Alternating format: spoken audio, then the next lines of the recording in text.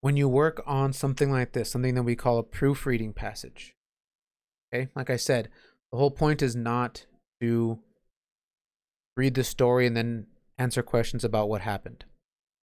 The point of these is to find any mistakes, to fix them, to make the writing better than it was. So for this, what we're going to do is we're going to start off not by reading the questions, but by reading the story. Now, while we're reading the story,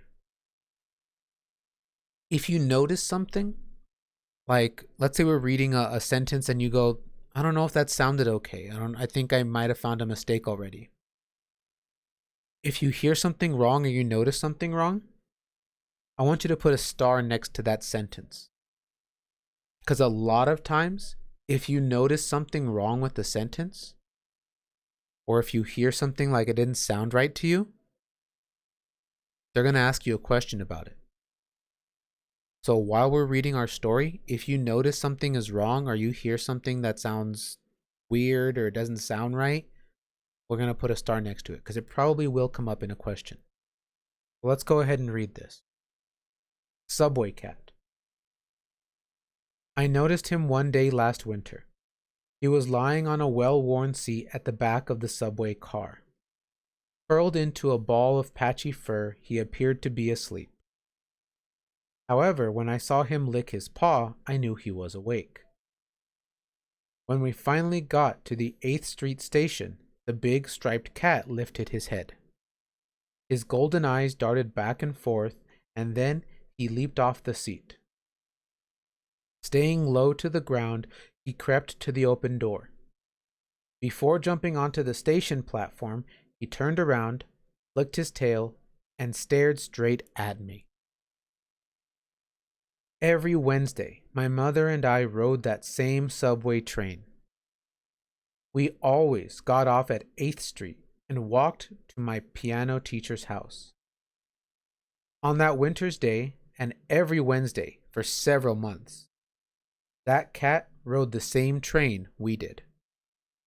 He seemed to be by himself, with no one looking after him. I don't know how that cat sneaked aboard the same train each Wednesday. That's the very first page, Christopher.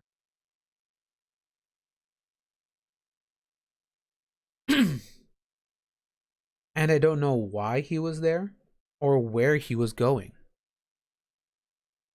But looking at his plump body, I guessed that his travels had something to do with gathering food. At first, I felt sorry for the subway cat. I figured that he must be lonely without an owner. One day, I reached over and tried to pet him. My mother shrieked about approaching strange animals and warned me. The cat's response wasn't much better. He hissed and jerked away, acting as if I had offended him. Subway cat and I never got very close to each other after that. Over time, we formed a sort of friendship. I would stare at him, he would stare at me. Sometimes as he was leaving the train, he would turn back, proudly flick his tail, and meow. Our simple relationship continued until, one Wednesday, he just wasn't there.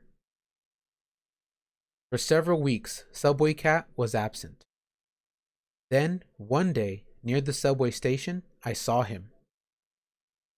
I was sure it was Subway Cat, but he looked different. His fur was groomed and fluffed, and he wore a glittering collar. An equally flashy woman was leading him, on a leash. Clearly, the cat now had a human master, and he didn't look happy about it. He turned his golden eyes toward me. He almost looked embarrassed. I hoped that Subway Cat would come to enjoy his new life, but I missed seeing him on the train. Then, just when I had stopped looking for him, there he was. Subway Cat was alone. lying on his usual seat and licking his paws. At 8th Street, he got up and headed for the door. Then he looked back, flicked his tail, and stared straight at me.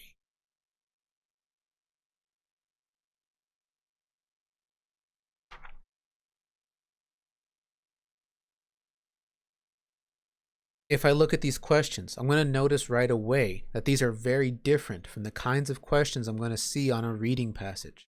They're not going to ask me, what did the author mean by this? Or what is the author's purpose? Or what part of the story did this happen in? Look at question 1.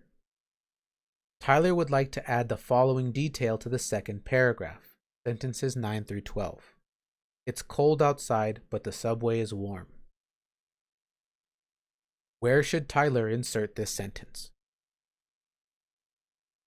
So they're trying to make the story better because after Tyler finished writing it, he realized, oh, I forgot to put this. He forgot to add something to his story.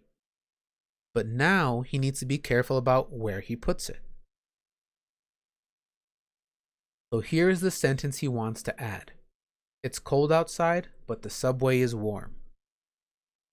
Okay? What we're going to do here, what we're going to use to solve this problem is something I like to call the sandwich method. Okay? The reason is this. When you make a sandwich, you take 2 pieces of bread and then you're going to put something in the sandwich, right? Maybe it's ham, maybe it's cheese, maybe it's chicken, whatever you want to make. Now, in this case, we're not making an actual sandwich, but what we're doing is we're taking this sentence and we're going to put it somewhere in the story. When we put it in the story, it's going to go between some other sentences, the same way that your ham or your cheese or your tuna goes in between pieces of bread. So I'm going to draw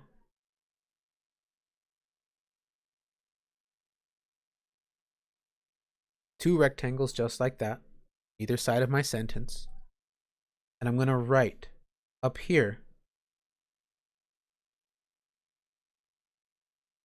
sandwich. This is a sandwich question.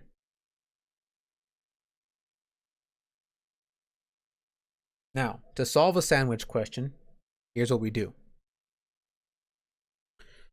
Have you ever, like if mom or dad is trying to make something, or they're trying to get you to try something new, sometimes you look at it and you go, oh, I don't like it. And you might say that right away. But they might tell you, how do you know that you don't like it until you try it? We're going to do the same thing here. To solve a sandwich question, we have to actually try putting the sentence into the story and see if it works, see if it makes sense, see if it's a good fit there. What's up, Kaylee?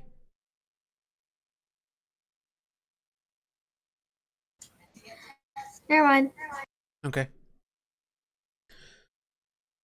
So they give us a couple of different places to try it. See where it might work. A says to try it after sentence 10.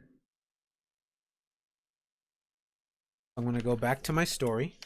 I'm going to find sentence 10. And after it means at the end, right here.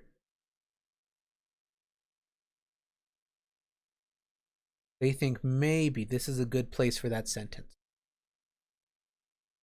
I'm going to put a little arrow here and put Q1 or question 1. I'm going to see if maybe that sentence belongs there. To see if it belongs there, just like with a regular sandwich, there's a piece of bread on top and a piece of bread on the bottom. There's a sentence before and there's a sentence afterward. So I'm going to read the sentence before. I'm going to try out my new sentence, and then I'm going to read the sentence afterward. And we're going to see, once we hear them all together, if it makes sense or if it doesn't really make sense there. We always got off at 8th Street and walked to my piano teacher's house. It's cold outside, but the subway is warm. On that winter's day and every Wednesday for several months, the cat rode the same train we did. What do you think? Does that sentence sound like it makes sense there? What do you think, Jadine? It makes no sense. It doesn't really make sense there, right? Because they're talking about walking here, and then the sentence is talking about the subway, and then it talks about the subway again. I want it to make sense whenever I put it into the story. I don't want to make my story confusing. So I'm going to go back here, and I'm going to say no. I don't think it fits after sentence 10. But just because it didn't fit after sentence 10 doesn't mean that it doesn't fit anywhere. We have some other options to try to see if maybe it would fit better in a different place. So just because we tried it in one place and it didn't work, didn't really fit there, it doesn't mean that that it's got no place in the story or that it's, terrible or awful or anything like that. It just means we have to try the other ones, see if maybe it'll work there. Answer choice B says to try putting it after sentence 11. So let's go ahead and let's try that. I'm going to go back to my story. I'm going to find sentence 11 right here, and it says after. I'm going to put another arrow here, Q1.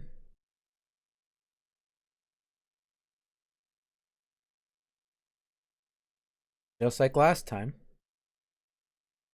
I'm going to read the sentence before. I'm going to read the sentence they want me to add, and then I'm going to read the sentence afterward. Because just like in a sandwich, you have the piece of bread on top, piece of bread on the bottom. In this case, we have a sentence before and a sentence afterward. So let's go ahead and try it out. On that winter's day and every Wednesday for several months, the cat rode the same train we did.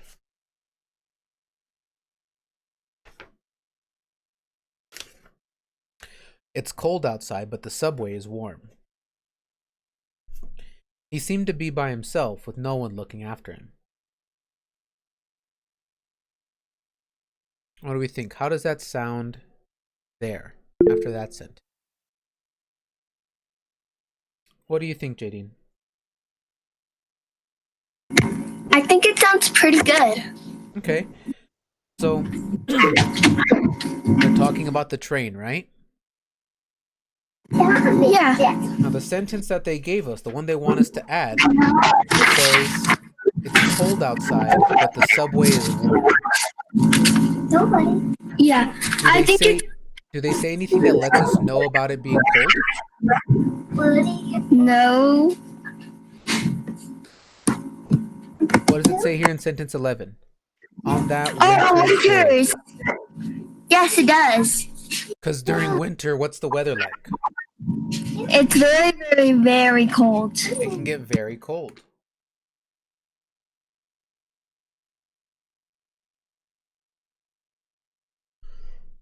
So why do you think the cat might have been on the train?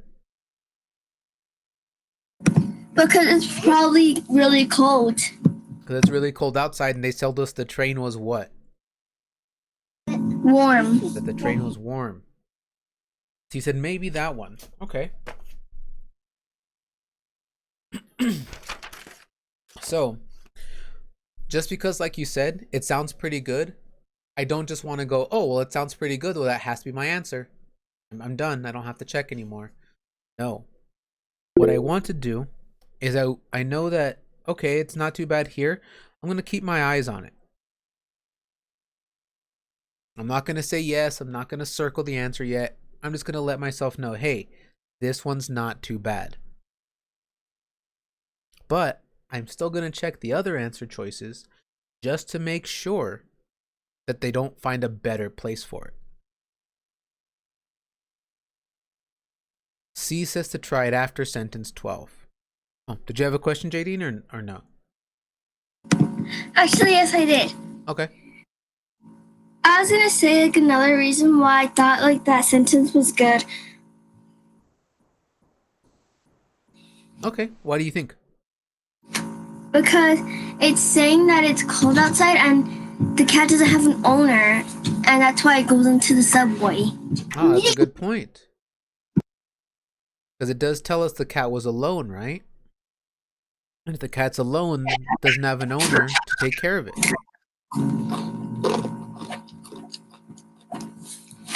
Because otherwise, I think it might have stayed in its house. Because I think the house would be warm too. So let's try Yeah. this. Let's try this other place then. After sentence 12. Here's sentence 12.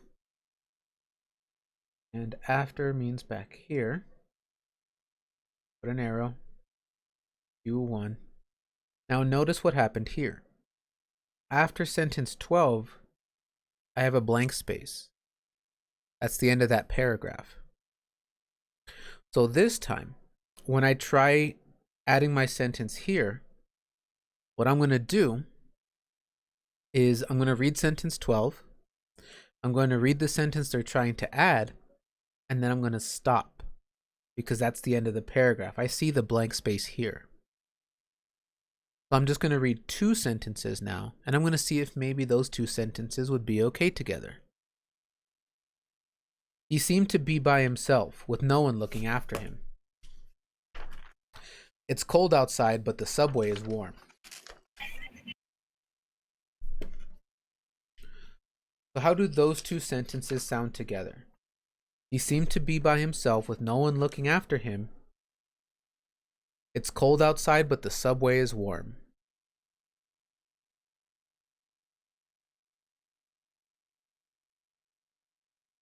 Who can tell me, what do you think? Good, bad, kind of sort of in the middle? How do we feel about it?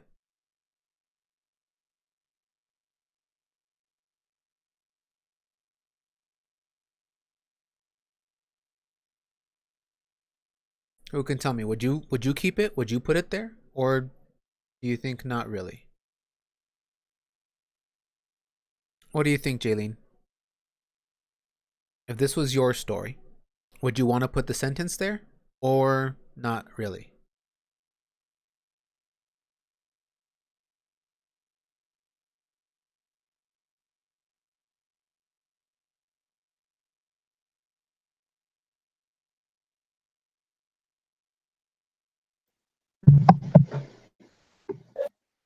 Um. You want me to read him again? Yes. Okay. He seemed to be by himself, with no one looking after him. It's cold outside, but the subway is warm.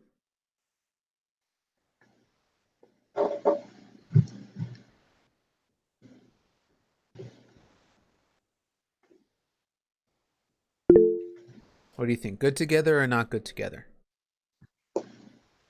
I don't think so. I gotta agree with you, Jaylene. I don't think it's really good together. In the sentence they want us to add, they talk about the subway. They're talking about the train, right?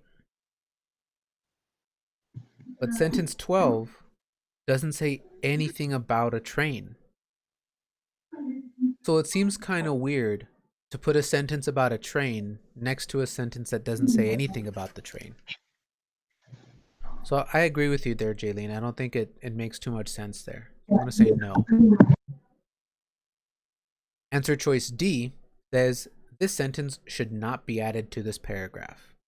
That means that we could not find a place where it was okay to put that sentence.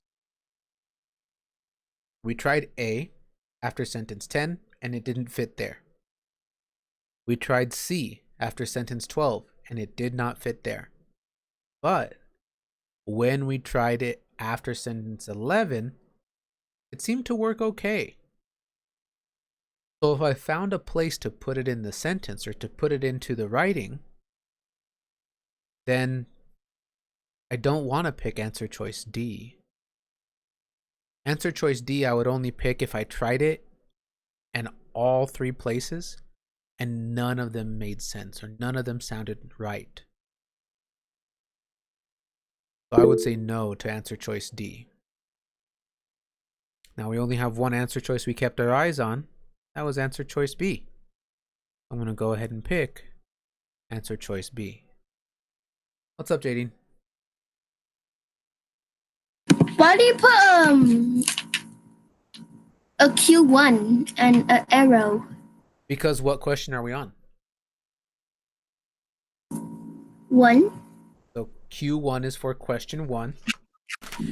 And I put the arrow to show this is where I'm trying out the sentence.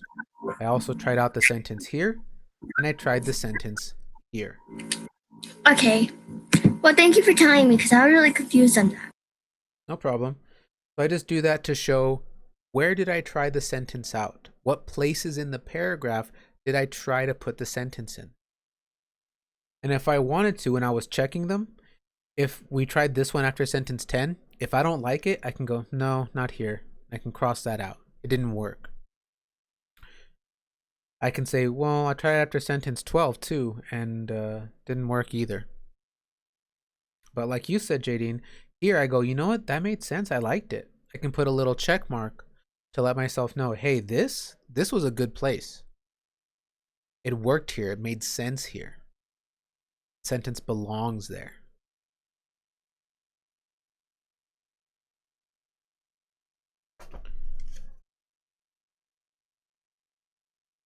So whenever we get a question like that, and they'll use different words, sometimes they'll use the word insert. They might also use a word like where should we add this sentence?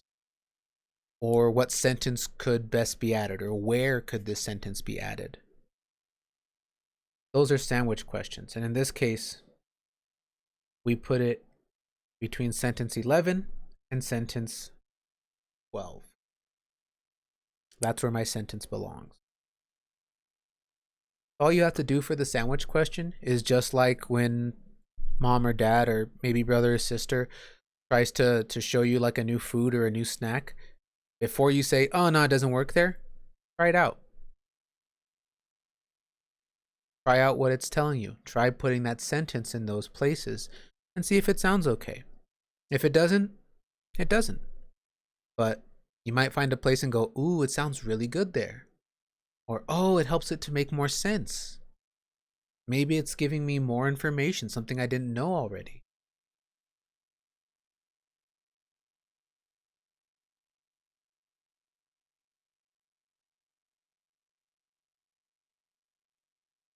I'm going to write a note for myself. Try the answer.